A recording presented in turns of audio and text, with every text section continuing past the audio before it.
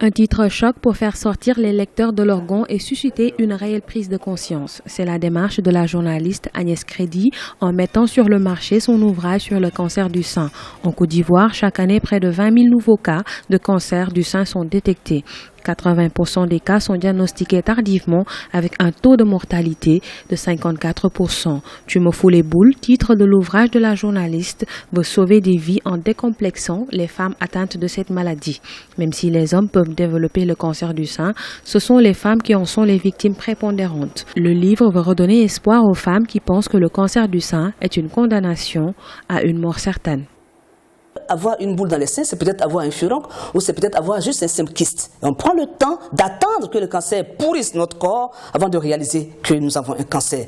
Conclusion, ce sont 90 ou 85% de femmes qui partent en situation de mortalité quand elles vont donc traiter leur cancer. Donc le livre, c'est d'abord inscrire la démarche de prévention dans la démarche habituelle par rapport à une pathologie dont on ne guérit pas peut-être forcément, mais avec laquelle on peut vivre. Mais dont on guérit si on s'y prend tôt. Donc l'idée, c'est de dire, si vous vous prenez tôt pour repérer votre boule qui est dans votre sein, par l'autopalpation ou par la palpation ou par la mammographie, simplement, il est évident que si la boule est encore plus petite, on peut vous la retirer et vous pouvez continuer à vivre.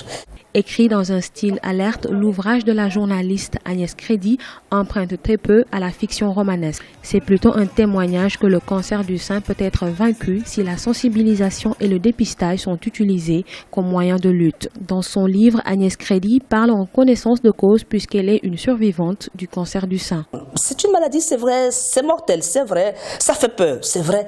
Mais est-ce qu'on peut changer les choses quand on a un cancer? Dans ces conditions, comment vivre avec les choses qu'on ne peut pas changer? Aborder les choses avec une vie plus rieuse, avoir une vie qui est plus ouverte, avec un horizon qui est plus élargi, plus lumineuse, parce qu'on s'est dit tout d'un coup, peut-être que le temps qui nous reste à vivre n'est peut-être pas long, mais alors le temps que j'ai à vivre, ben, je le vis pleinement ce temps-là.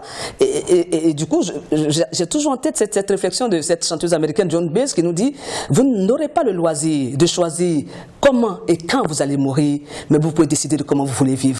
Une réédition de l'ouvrage est prévue pour le mois d'octobre, choisi au plan international comme période de sensibilisation à la lutte contre le cancer du sein.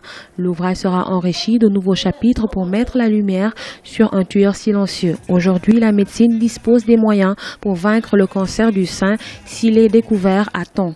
C'est le message principal d'Agnès Crédy en s'adressant aux femmes qui ne doivent plus avoir peur ou honte du cancer du sein.